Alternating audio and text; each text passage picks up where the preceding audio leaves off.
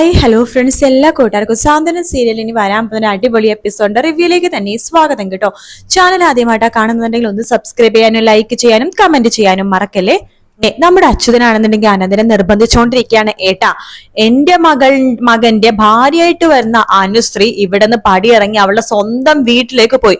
ഇതിനെ നമുക്ക് ആ ബാലന് ഒരു തിരിച്ചടി കൊടുക്കണ്ടേ എന്ന് പറയുമ്പോഴേക്കും അനന്തം പറയണ്ട് അത് അവളുടെ ഇഷ്ടപ്രകാരം അവൾ പോയതാണ്.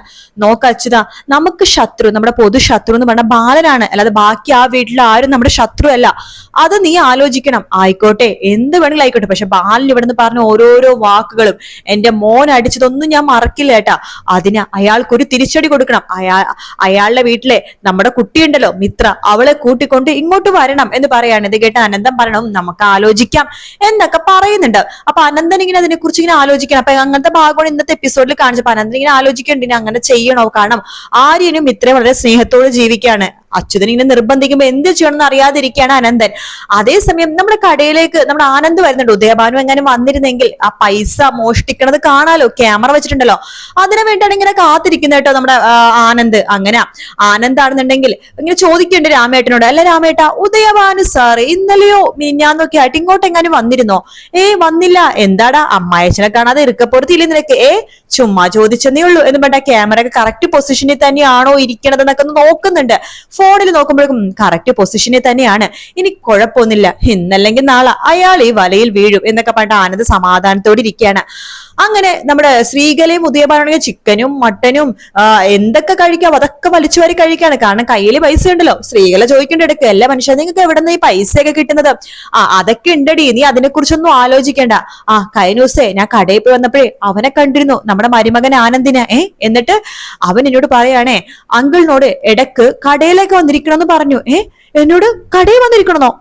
ഗോമതി സ്റ്റോഴ്സിൽ വന്നിരിക്കണമെന്ന് ആനന്ദ് നിന്നോട് പറഞ്ഞു? അതേ മനുഷ്യ പറഞ്ഞു. ഞാനും അത് കേട്ടപ്പോ ഞെട്ടിപ്പോയി. കാരണം വീട്ടിലെല്ലാരും വല്ലാത്തൊരു മാനസികാവസ്ഥയിലാണെന്നും നിങ്ങൾ ഇടക്ക് ഗോമതി സ്റ്റോഴ്സിൽ വന്നിരിക്കണമെന്ന് എന്നോട് ആനന്ദ് പറഞ്ഞെന്നേ. ആണോ? എങ്കിൽ നിനക്ക് നേരത്തെ പറഞ്ഞുകൂടായിരുന്നു ശ്രീകലെ. ഞാനത് മറന്നുപോയി മനുഷ്യ. എങ്കിൽ നീ ഒരു കാര്യം ചെയ്യ്, ഞാൻ ഈ ചിക്കൻ ഒന്ന് തീർക്കട്ടെ, എന്നിട്ട് നീ എന്റെ ഷർട്ട് ഒന്ന് തേച്ച് വെക്ക്. ഞാനൊന്ന് പോകുന്നുണ്ട് നമ്മുടെ ഗോമതി സ്റ്റോഴ്സിലേക്ക്. അവിടെ പോയിട്ട് കുറച്ച് ആവശ്യമൊക്കെ ഉണ്ട്. നിങ്ങൾ അവിടെ പോയിട്ട് എന്താവശ്യം? അല്ല, അവരെ ജസ്റ്റ് മാനസികമായിട്ട് ഇങ്ങനെ വിഷമിച്ചിരിക്കുന്ന ആൾക്കാരാണല്ലോ, അവര് നമുക്കൊന്ന് ആശ്വസിപ്പിക്കണം. അത് നമ്മുടെ ഉത്തരവാദിത്വം അല്ലേ ശ്രീകലെ? അത് കഴിഞ്ഞിട്ട് എനിക്ക് കുറച്ച് പൈസ തരാനായിട്ട് ഒരാളുണ്ട്, അയാളെ കാണാൻ വേണ്ടിയും പോണം എന്ന് പറയാണ്. അങ്ങനെ. ശരി മനുഷ്യ, എന്ന് നിങ്ങൾ ഇപ്പൊ തന്നെ പോ. ഞാൻ നിങ്ങൾ വരുന്ന കാര്യം നമ്മുടെ മകൾ ദേവീനെ വിളിച്ചു പറയട്ടെ? വേണ്ട വേണ്ട, എന്തിന്? ഞാൻ നേരിട്ട് പോയിക്കോളാം, അത് അവൾക്കൊരു സർപ്രൈസ് ആവുമല്ലേ. എന്നാ ശരി മനുഷ്യ, ഞാൻ നിങ്ങളെ ഷർട്ട് തേച്ച് വെക്കാം എന്ന് പറയണം. അങ്ങനെ നമ്മുടെ ഉദയഭാനു ചിക്കനൊക്കെ വലിച്ചു പറിച്ച് കടിച്ച് തിന്നാട്ടോ.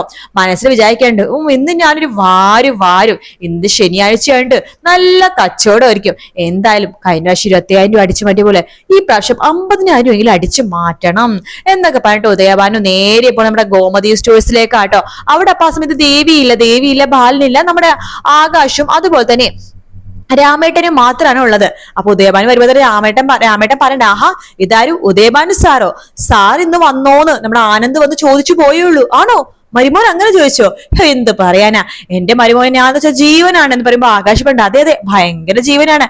അല്ല, ഏടത്തില്ലാത്ത സമയത്താണല്ലോ ഉദയഭാനു സാർ വരുന്നത്. മോളെ കാണണമെന്നൊന്നില്ലേ? അവളെ ഞങ്ങൾ വീഡിയോ കോൾ വിളിക്കുമ്പോ കാണണ്ടല്ലോ. അല്ല, അവൾ ഇവിടെ ഉണ്ടാവിച്ചിട്ട് ഞാൻ വന്നത്. അത് വേറൊന്നല്ല, നമ്മുടെ ബാലന്റെ കൂടെ ഒരു സ്ഥലം വരെ പോയിരിക്കുക ദേവി. ആണോ? കുഴപ്പമില്ല, അവരെ വിളിച്ച് ശല്യപ്പെടുത്തുന്നുണ്ട്. എനിക്ക് അത്യാവശ്യമായിട്ട് ഒരാളെ കാണാൻ പോകേണ്ട ആവശ്യമുണ്ട്, തൊട്ടടുത്താണ്. അപ്പൊ പോകുന്ന വഴിക്ക് ഇവിടെ ജസ്റ്റ് കയറി ബാലനെയോ നിങ്ങളെയൊക്കെ കണ്ടിട്ട് പോകാന്ന് ചോദിച്ചാൽ അത്രേ ഉള്ളൂ. എങ്ങനെ തിരക്കൊക്കെ ഉണ്ടോ ഇന്ന് രാമേട്ട? ഇന്ന് നല്ല തിരക്കാണ്. ശനിയാഴ്ചയല്ലേ? അതെ ശനിയാഴ്ച ദിവസമാണല്ലോ. ഞായറാഴ്ച എല്ലാവരും വീട്ടിലിരിക്കണോണ്ട് ശനിയാഴ്ച എല്ലാ സാധനങ്ങളും വാങ്ങിച്ചു വെക്കുന്ന ദിവസമാണല്ലോ എന്നൊക്കെ പറഞ്ഞിട്ട് പതുക്കെ നമ്മുടെ അവർ സംസാരിച്ചുകൊണ്ടിരിക്കുക തന്നെ മേശവരിപ്പൊക്കെ ഇങ്ങനെ തുറന്നു നോക്കണ്ടു. അപ്പൊ നിറച്ചും പൈസ കേട്ടോ. ഇതെല്ലാം കൂടി എടുത്തോണ്ട് പോയാലോ എന്നിങ്ങനെ വിചാരിക്കുകയാണോ ഉദയഭാനു എന്നൊക്കെ പറഞ്ഞ ഇങ്ങനെ സൗണ്ട് ഒക്കെ ഉണ്ടാക്കി. അങ്ങനെയാണോ ഇങ്ങനെയാണോ എന്നൊക്കെ ആൾക്കാരൊക്കെ വരുമ്പോഴേക്കും നമ്മുടെ ആകാശം അതുപോലെ തന്നെ രാമേട്ടനും കൂടി സാധനങ്ങളൊക്കെ എടുത്തു കൊടുക്കുമ്പോ ഉദയഭാനു പതുക്കെ അതിൽ നിന്ന് കുറച്ച് പൈസ എടുത്തിട്ട് ഇങ്ങനെ കുറെ എടുക്കുന്നുണ്ട് കേട്ടോ. എന്നിട്ട് ചെറിയൊരു റബ്ബർ ബാൻഡൊക്കെ ഇട്ട് കെട്ടിയിട്ട് ഒന്നതുപോലെ പോക്കറ്റിൽ വെക്കാണ്. എന്നിട്ട് പറയുന്നുണ്ട്, അപ്പോൾ ഞാനേ ഒന്ന് പോകുവാണേ, എനിക്കൊരാളെ കാണാൻ പോണം. അയ്യോ ദേവിയുടെ അടുത്ത് ഇപ്പൊ വരും എന്ന് നമ്മുടെ ആകാശ് പറയുമ്പോഴേക്കും അത് കുഴപ്പമില്ല, ഞാൻ നാളെ മറ്റന്നാളെ എങ്ങാനും ദേവമംഗലത്തേക്ക് വരുന്നുണ്ട്, അപ്പൊ അവളെ കണ്ടോളാം. അതെ, അത്യാവശ്യമായിട്ട് ഒരു 12 മണിക്കൂർ മീറ്റിംഗ് ഉണ്ട് കൊറിയക്കാരായിട്ട്, അതാ കൊണ്ടിട്ടാണേ എന്നൊക്കെ പറഞ്ഞിട്ട് അവിടെ നിന്ന് പൈതിക്ക് അങ്ങോട്ട് മുങ്ങുവാട്ടോ. അപ്പൊ ആകാശിനും രാമേട്ടനും ഒരു സംശയമില്ല. അങ്ങനെ ഉദയഭാനു അവിടെ നിന്ന് പോകുന്നുണ്ട്. നമ്മുടെ ആനന്ദാണെങ്കിലോ ഈ വീഡിയോ ഇങ്ങനെ നോക്കിക്കൊണ്ടിരിക്കണം, ഉദയഭാനു അവിടെ നിന്ന് എടുക്കണതൊക്കെ നോക്കിക്കൊണ്ടിരിക്കണം, അതൊക്കെ തന്നെ റെക്കോർഡും ചെയ്യുന്നുണ്ട് നമ്മുടെ ആനന്ദ്. അങ്ങനെ ആനന്ദ് വിജയകരമായിട്ട് ഉദയഭാനു നമ്മുടെ കള്ളന്റെ വീഡിയോ റെക്കോർഡ് ചെയ്തത് നമ്മുടെ ബാലനെ വീട്ടുകാരെയും കാണിക്കാമെന്ന നിമിഷങ്ങൾ നമ്മുടെ നാളത്തെ വീക്കെൻഡ് പ്രൊമോയിൽ കാണിക്കാൻ വേണ്ടി പോകുന്നു കേട്ടോ. അങ്ങനെ വീട്ടിലേക്ക് നേരെ വരികയാണ് ആനന്ദ്. വന്നതിന് ശേഷം എല്ലാവരും വീട്ടിൽ ഭക്ഷണം കഴിക്കാതിരിക്കണ്ടേ, നിങ്ങൾക്ക് എല്ലാവർക്കും ഞാനൊരു സംഭവം കാണിച്ചു തരാൻ വേണ്ടി പോവാണ്. ടിവിയിൽ കണക്ട് ചെയ്യാം. എടാ ആര്യ, നമ്മൾ ടിവിയില് ഫോണായിട്ട് വീഡിയോ കണക്ട് ചെയ്യാൻ പറ്റില്ലേ? പിന്നെ കണക്ട് ചെയ്യാൻ പറ്റുമല്ലോ, നമ്മുടെ ടി വി അങ്ങനത്തെ അച്ഛനോട് വാശി പിടിച്ച് നമ്മൾ വാങ്ങിച്ചതാണല്ലോ ഏട്ടാ. അതെ അതെ, എങ്കിലേ എന്റെ ഫോണിൽ ഒരു വീഡിയോ ഉണ്ട്, അത് എല്ലാവരും കാണണം. എന്ത് വീഡിയോ ആണ്? അതൊക്കെ ഉണ്ടമ്മേ. പിന്നെ ആ വീഡിയോ കാണുമ്പോൾ നിങ്ങൾക്ക് മനസ്സിലാക്കാൻ പറ്റൂ നമ്മുടെ ധർമ്മമാമൻ ഒരു തെറ്റും ചെയ്തിട്ടില്ല, ഒരു നിഷ്കളങ്കനാണെന്നും ധർമ്മമാമനല്ല യഥാർത്ഥ കള്ളനെന്നും. യഥാർത്ഥ കള്ളനെ കണ്ടുപിടിക്കുന്ന വീഡിയോ ആണത്. എടാ നീ ഇങ്ങനെ സമയം കളയാതെ കാര്യം എന്താ വെച്ചാൽ പറ, വെറുതെ വീഡിയോ എന്നൊക്കെ പറഞ്ഞ സമയം കളയാതെ. എടാ ആര്യ, നീ ഒന്ന് ടിവിയിൽ കണക്ട് ചെയ്ത് കാണിക്കടാ എന്ന് പറയുമ്പോഴേക്കും ഏട്ടാ വെറുതെ സസ്പെൻസിൽ അത് കാര്യം പറ, ഏട്ടന്റെ ഫോണിൽ വീഡിയോ ഉണ്ടെന്നല്ലേ പറഞ്ഞത്, അത് കാണിച്ചതാ. അതൊക്കെ കാണിച്ചു തരുന്ന മുമ്പ് നോക്ക്, ഞാൻ പറയാൻ പോകുന്ന കാര്യം കേൾക്കുമ്പോൾ നിങ്ങൾ ആരും വിഷമിക്കരുത്. വിഷമമൊക്കെ ഉണ്ടാകും, പക്ഷേ നിങ്ങളൊരു കാര്യം, യഥാർത്ഥ കാര്യം മനസ്സിലാക്കണം. ധർമ്മമാമൻ നമ്മുടെ കുടുംബത്തിലെ ഒരു അംഗം തന്നെയാണ്. മാമൻ ഇവിടെ നിന്ന് ഇറങ്ങിപ്പോയപ്പോ നമുക്ക് എല്ലാവർക്കും അറിയാം മാമൻ അങ്ങനത്തെ ഒരു തെറ്റ് ഒരിക്കലും ചെയ്യില്ലെന്ന്. മാമന്റെ ആ ഒരു നിരപരാധം തെളിയിക്കുക എന്നുള്ളത് നമ്മുടെ ഓരോരുത്തരുടെ കടമയാണല്ലോ. അതിനു വേണ്ടിയിട്ടാണ് ഞാൻ ഇത്രയും കഷ്ടപ്പെട്ടത്. ഇന്നാണ് എര വലയിൽ വീണത് എന്നൊക്കെ പറയണം. അപ്പോഴും ആർക്കൊന്നും മനസ്സിലാവില്ല, ദേവിക്കോ ആർക്കൊന്നും മനസ്സിലാവുന്നില്ല, എന്താണ് ഇവൻ ഈ പറയണത് എന്നാണ് എല്ലാവരും ആലോചിക്കുന്നത്. അങ്ങനെ ഞെട്ടിച്ചുകൊണ്ട് നമ്മുടെ ആനന്ദ ബാലിനെ തെളിവ് കാണിച്ചു കൊടുക്കുകയാണ്. ആ ഒരു ഉദയഭാനു നമ്മുടെ ഗോമതി സ്റ്റോഴ്സിൽ വന്നിട്ട് മേശ വലിപ്പിന്ന് പൈസ എടുക്കുന്ന ആ ഒരു വീഡിയോ കാണിച്ചു കൊടുക്കുക കേട്ടോ. അത് കാണുമ്പോ ബാലിനൊക്കെ ആകെ ഷോക്ക് ആവാണ്.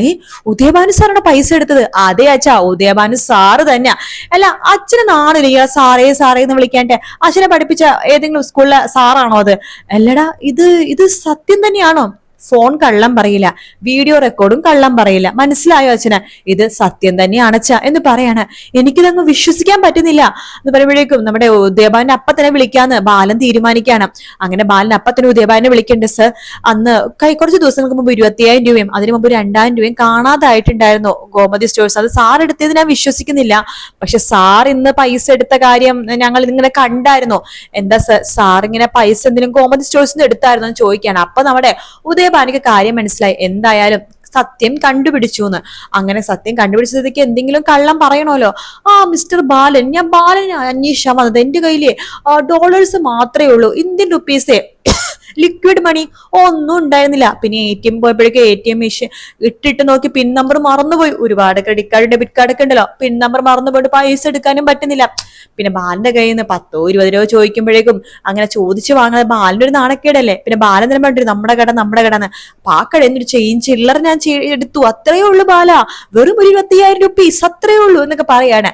ബാലൻ വിചാരിക്കുന്നത് എന്താണ്, പൈസ ഇല്ലാത്തതുകൊണ്ട്, പാവം ചില്ലറ പൈസ ഇല്ലാത്തതുകൊണ്ട് എടുത്തതായിരിക്കും എന്നാണ് വിചാരിക്കുന്നത്. പക്ഷെ ഉദയഭാൻ അപ്പോഴും കള്ളം പറഞ്ഞ പിടിച്ച് നിൽക്കാണ് ചെയ്യണം കേട്ടോ. എന്തായാലും കാത്തിരുന്ന് കാണാം ഫ്രണ്ട്സ്. വീഡിയോ ഇഷ്ടപ്പെട്ടാൽ ലൈക്ക് ചെയ്യുക, സബ്സ്ക്രൈബ് ചെയ്യുക, കമന്റ് ചെയ്യുക. മറ്റൊരു വീഡിയോ കാണാം. Take care, bye bye.